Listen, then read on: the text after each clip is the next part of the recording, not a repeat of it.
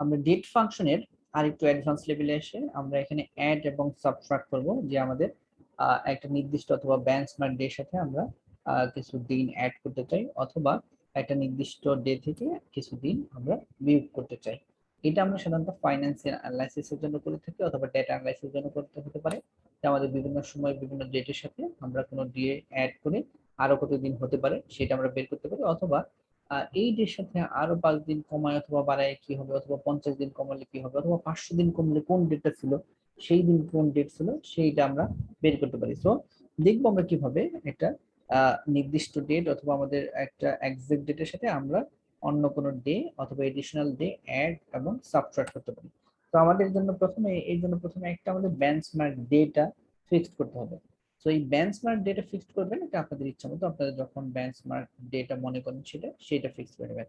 এবং এখানে অবশ্যই মনে রাখতে হবে গুরুত্বপূর্ণ জিনিস, যেটা যে আমাদের সিস্টেমে যেভাবে ডেটা লেখা আছে, আমরা যেহেতু ডিফল্ট ডেট লিখবো, এখানে আমাদের সিস্টেমে লেখা আছে প্রথমে মান্থ দেন ডে দেন ইয়ার হিসেবে। সো আমরা ওইভাবে এখানে লিখে দেবো।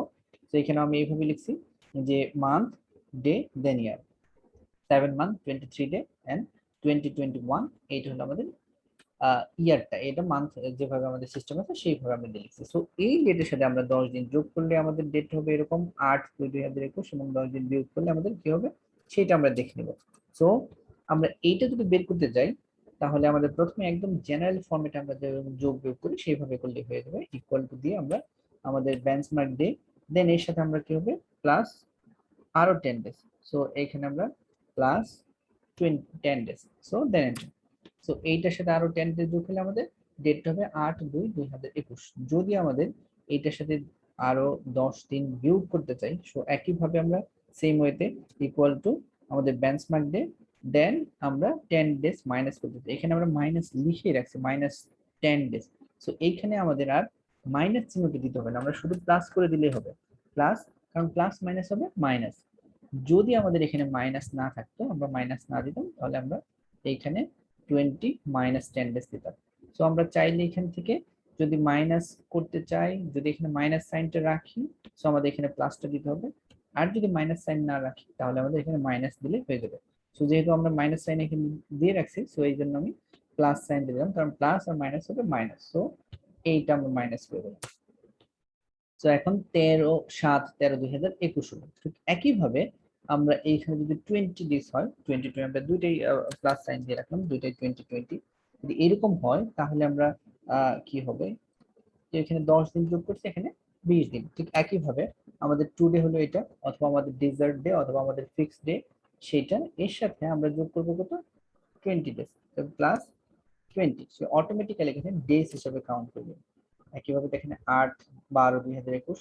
আর যদি মাইনাস করতে হয়, একইভাবে আমরা আমাদের ডিজার্ট ডে ইকুয়াল টু দিয়ে আমরা যে ডেটা ফিক্স ছিল বেঞ্চমার্ক ডে সেটা নেব।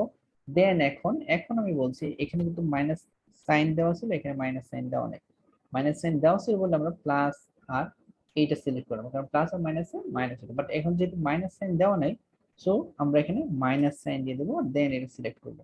সো অটোমেটিক্যালি এখানে আমাদের 20 days মাইনাস হয়ে দেখাবে, এবং 7/3/2021। এটা হলো আমাদের ডে। যদি আমরা ডেটা যোগ অথবা বিয়োগ, অ্যাড অথবা সাবট্রাক্ট করতে চাই আমাদের একটা বেঞ্চমার্ক ডে থেকে। একইভাবে যদি আমরা মান্থটাও করতে চাই, যে আমরা একটা নির্দিষ্ট মান্থ আমরা অ্যাড অথবা সাবট্রাক্ট করব আমাদের যে বেঞ্চমার্ক মান্থ আছে অথবা বেঞ্চমার্ক ডেট আছে সেটার সাথে। তো এইখানে আমাদের বেঞ্চমার্ক ডেট এইটা 7/23/2021। তো এর সাথে আমি 7 মাস 7 মান্থ অ্যাড করতে চাই এবং 7 মান্থ সাবট্রাক্ট করতে চাই। যদি এইরকম হয়, এই ক্ষেত্রে আমাদের আর নরমাল ক্যালকুলেশনে গেলে হবে না, আমরা এর আগে নরমাল লিখছি, এখানে আমাদের ই ডেট ফর্মুলাটা ইউজ করতে হবে। তো আমি আপনাদের দেখাচ্ছি ই ডেট ফর্মুলা ইউজ করে কিভাবে করতে হয়। তো ইকুয়াল টু দিয়ে আমরা ই ডেট লিখবো, ই ডেট। সো ই ডেট এরকম আসলে এখানে ডাবল ক্লিক করলেও এই ফর্মুলাটা আসবে, অর কিবোর্ড থেকে ট্যাব বাটনে প্রেস করলেও এই ই ডেট আসবে। এখন স্টার্ট ডেট, ওকে, আমাদের কোন ডেটের সাথে ই ডেট যখন আমি লিখবো, তখন এখন আসবে যে আমরা স্টার্ট ডেটটা কি থাকবে। তো আমাদের স্টার্ট ডেট মানে এইটা, এর সাথে আমরা কি করব, এখন একটা কমা দেবো স্টার্ট ডেট। এখন কত মাস যোগ করবো, 7 মান্থ। সো আমরা 7-এ ক্লিক করে দেবো, দেন এখন এন্টার। তো আমাদের এর সাথে যদি আরো 7 মাস যোগ হয় প্লাস হয়ে, দেন আমাদের 2022 সাল চলে যাবে। ওকে, তো আবার যদি আমরা মাইনাস করতে চাই একইভাবে, যে আমরা এখানে -7 লিখে রাখছি যে মাইনাস করতে এখানে 7 days 7 month, so equal to দিয়ে আমরা ই ডেট লিখবো, ই ডেট। সো আমি বলছি যে এখানে ডাবল ক্লিক করে অর আমরা ট্যাব বাটনে প্রেস করলে এটা যাবে। সো আমাদের বেঞ্চমার্ক ডে অথবা স্টার্ট ডে এইটা। সো এখন আমরা কমা দিয়ে দিলাম, এখন আমাদের মান্থ কত, 7 মান্থ মাইনাস করতে হবে। সো আমরা এই 7 এ ক্লিক করলাম, দেন এন্টার। সো এখন 7 মানে মাইনাস হয়ে গেল। আমাদের বেঞ্চমার্ক ডে অথবা স্টার্টিং ডে ছিল 7/23/2021, এখান থেকে 7 মাস মাইনাস করলে হবে 12/23/2020। যদি আমাদের 7 না হয়ে 10 হয়, 20 হয়, যেটাই হোক না কেন আমরা ঠিক একই ওয়েতে, সেম ওয়েতে এখানে আমরা আরেকটা দেখাচ্ছি যে আমাদের 7 না হয়ে যদি আমাদের এরকম থাকে যে আমরা 20 হয়, 20 মান্থ, আর এখান থেকে -20 মান্থ হয়, তো একইভাবে আমরা ই ডেট ই ডেট ই ডেট ফর্মুলা নিয়ে আসবো এবং এই ডেটের সাথে স্টার্টিং ডেট, আমাদের স্টার্টিং যেটা আছে এই স্টার্টিং ডেট, দেন আমরা একটা কমা দেবো, কমা দিয়ে আমাদের কত মাস অ্যাড করতে চাচ্ছি অথবা সাবট্রাক্ট করতে চাই সেই মাসটা আমরা প্রথমে অ্যাড করতে চাচ্ছি 20 মান্থ, মানে আমাদের কারেন্ট ডেটের সাথে আরো 20 মান্থ অ্যাড হবে। তো এই 20টা আমরা ক্লিক করে দিলাম, দেন এন্টার। সো আমাদের প্রথমে ডেট ছিল হলো 7/23/2021 এবং এর সাথে আরো 20 মাস হলে 3/23/2023 সাল হবে। তো এইখানে আবার যদি একইভাবে আমরা মাইনাস করতে যাই 20 মান্থ, আমরা ইকুয়াল টু দিয়ে ই ডেট ফর্মুলাতে লিখবো, ই ডেট এবং স্টার্টিং ডেট আমরা সিলেক্ট করব, আমরা স্টার্টিং ডেট এটা, তো এটা কমা দিয়ে আমাদের কত মান্থ আমরা এখান থেকে সাবট্রাক্ট করতে চাই সেটা, তো আমরা -20 করতে চাই, তো এটা আমরা সিলেক্ট করে দিলাম, দেন এন্টার। তো এখান থেকে যদি আমরা 7/23/2021 থেকে 7/23/2021 থেকে যদি আমরা আরো 20 মাস বিয়োগ করতে চাই তাহলে আমাদের হয় 11/23/2019 সাল। তো এইভাবে আমরা ই ডেট ফর্মুলা ইউজ করে একটা নির্দিষ্ট অথবা স্টার্টিং ডেট থেকে আমরা আরো পিছিয়েও যেতে পারি অথবা সামনের দিকেও আসতে পারি।